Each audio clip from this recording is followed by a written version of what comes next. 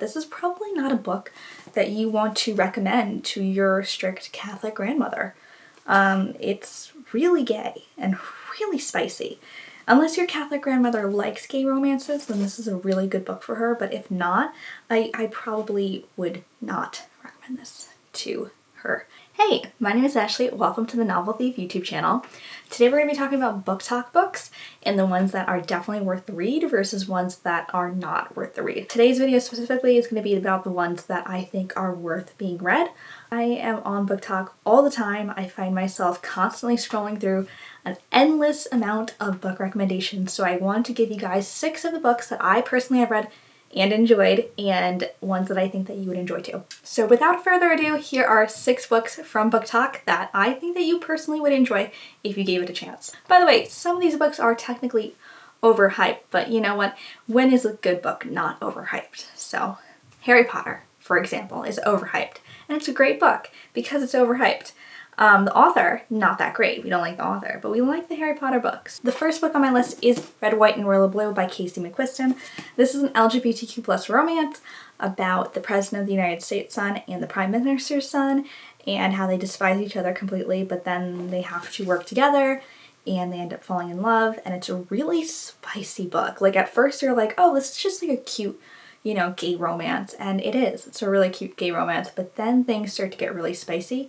And all I'm going to say is that this is probably not a book that you want to recommend to your strict Catholic grandmother. So yeah, it's a really well written book. It's a really cute romance and has a lot of tension and build up. It's really well done and one of my favorite romances of all time. So if you like gay romances, would recommend Red, White, and Royal Blue. It's fast paced, so it's not like one of those boring slow burn. It is slow burn, but not slow paced, if that makes sense. The next book on my list, or duology, is Six of Crows by Leigh Bardugo. This series is about a group of misfits who end up heisting a very dangerous prison in the world that they are in. There's a lot of backstabbing and tension and romance and a lot of friendship, and they all end up becoming friends with one another, even though some of them are super cold-hearted. It's a really, really good duology. It's super fast-paced. Actually, it's so fast-paced that I would recommend that you not give up on the book before you read the first 50 pages.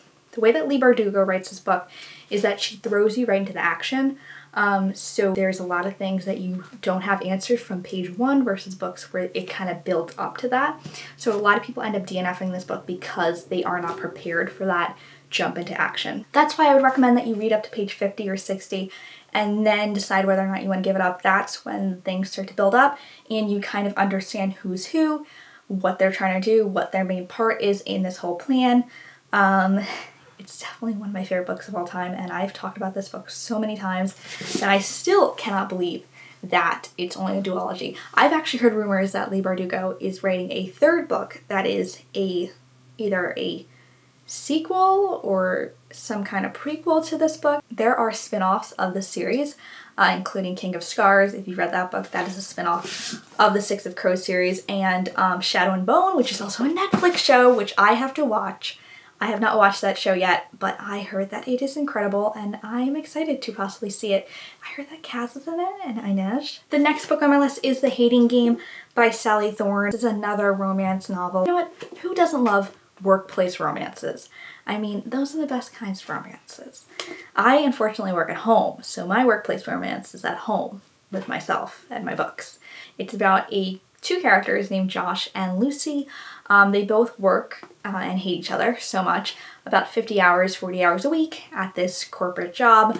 Josh is a bit uptight, some might say, and Lucy is more free-spirited, and they don't really like each other, and there's a promotion coming up in their office where one of them has the opportunity to be the boss of the other, and Lucy, our main female protagonist, will do anything to stop Josh from getting this job, which is a little bit of a red flag if you think about it. But they end up kind of competing against each other to win this promotion, and they end up drawing close and some things start blooming between them, and it's really funny and sarcastic. And one of my favorite things about contemporary novels is definitely the sarcasm and banter, and this book has so much sarcasm and banter. It actually has the most amount of sarcasm and banter I've ever seen in a book. so well done and so funny and sarcastic, like you'll be laughing your fucking face off the entire time you're reading this. So I'd highly recommend you check out The Hating Game by Sally Thorne. The sarcasm and the humor and the tension is so freaking amazing in this novel that I had to pick it up, and I agree. Everything in this novel is just like BookTok says. So BookTok did not lie to me this time. Next book I'm going to recommend to you guys is The House in the Cerulean Sea by T.J. Klein. This book reminds me a lot of Miss Peregrine's Home for Peculiar Children. It's another one of these really cool fantasy-ish books about a home of really unusual magical children. So it's really well done. It's everywhere on BookTok. It's a great audiobook. It's a great regular novel. He just wrote another book. I'm gonna include it right here. Forgot the name of it. Something about a whispering door or whispering floor. But that one apparently is also really good. So if you have not jumped on the TJ Klein book wagon, you have to, because this book is super well done. In this book, we follow a main character who is in charge of being a caseworker for the Department of Youth Magic. So magic is, I guess, well known in this world. So he's in charge of looking after children in homes who have magical abilities. So he ends up going to this island orphanage where he meets the caretaker, Arthur, as well as his 6 orphan children who he's caring for at the time. And if you're wondering what the kids are, we have a gnome, we have a sprite, we have a wervin, we have some kind of freaking Pomeranian were mix thing. I don't even know. I'm just going to include 2 images of a Pomeranian werewolf, and you let me know if you think that could be a thing, because apparently it is a thing. And of course, we also have the Antichrist. So we have these 6 magical children who have these unbelievable magical abilities that they showcase in different ways. So what the caseworker's job is he's supposed to make sure that everything's going okay in the home, and that the kids are safe, and that they're learning their powers and abilities in a very safe way. So he ends up meeting the owner of the home named Arthur, and let's just say, if you liked Red, White, and Royal Blue, little things start to happen between them. It just comes to play whether Arthur has to make a choice if this home is safe for the children, and if he wants to continue what he's doing, or a lot of questions just arise. But it's really interesting to watch these children, as well as the bond between Linus and Arthur and other characters that develop throughout the way. I'm listening to it on an audiobook, and I actually really like it as audio. I should probably read it at the same time because it's that good, but I'm right now listening to audiobook as I'm working. Next book on my list is They Both Die at the End. I don't have a copy of it because I had read it on my Kindle, but I don't know if you know this, and this might be a spoiler, but in the book They Both Die at the End. They actually both die at the end. It is incredibly sad and heart-wrenching and breaking and crushing and just sad in every way. So this is not a spoiler because it's literally in the title, and people are still shocked when they find out that they both die in the end. This book is about 2 male characters who in September find out that they're both going to die on the same day. They meet through this app that for me, when I think about this app, I think about it like a Bumble BFF, OkCupid mix kind of thing for people who want to meet before they die. So these 2 characters end up meeting, and they spend one last day just doing everything that they like and getting to know each other, and it's a really amazing book about friendship and what you would do in your last moments of life. So these 2 characters just spend the day enjoying each other's presence and doing fun things and discovering new things about themselves and others before they end up really sad.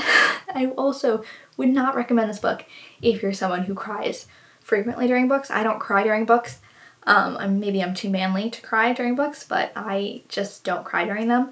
So I read this book and not a single tear wept through my eyes. It was sad, broke my soul a little bit, but I did not cry. So if you like friendship books that are also really sad, I would recommend this book for you. And the last book on my list for you about BookTok books that I highly recommend is Honeymooners. This was the first contemporary romance I had read about 2 years ago. I had not read anything in that genre. I was actually a little bit nervous about reading something in that genre because I was a huge fantasy sci-fi lover, and I didn't know how I would feel about romance novels, but I ended up reading this one called Honeymooners by Christina Lauren, and I ended up loving it so much. Similar to The Hating Game, super sarcastic, super banter, just so much tension like hot tension that you can just cut with like a really sharp knife.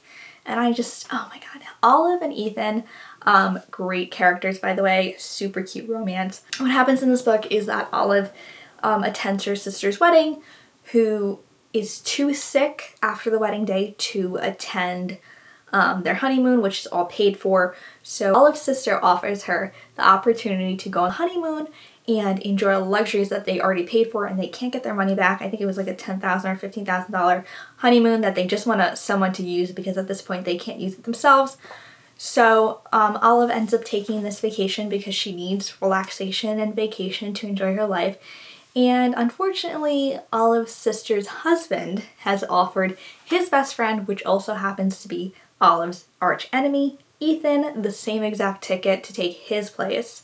So now Olive and Ethan are both going on this honeymoon, and they hate each other. And if you like close proximity love, the kind where there's only like a bed and a couch, and they gotta decide whether or not they're gonna share the bed together or someone's going on the couch, so someone ends up going on the couch, that's this kind of romance.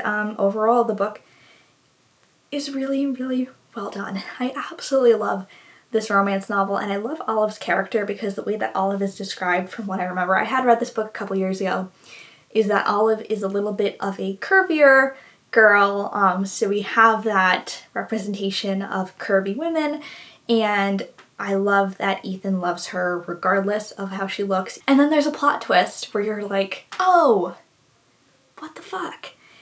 Really good plot twist at the end of this one that makes you second guess a couple things in romance, but not too many. So highly recommend you read The Honeymooners by Christina Lauren. Those are my 6 book talk recommendations for you guys.